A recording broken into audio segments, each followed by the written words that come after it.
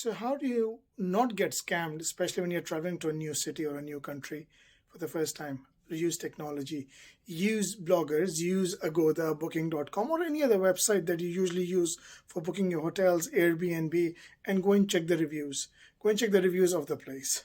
Remember one thing, don't buy from touristic places.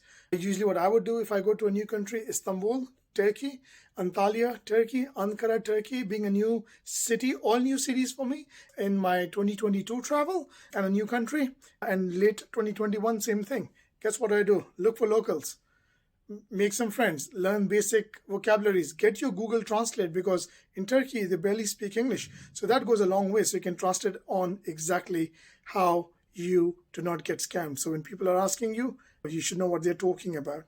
Hope this helps.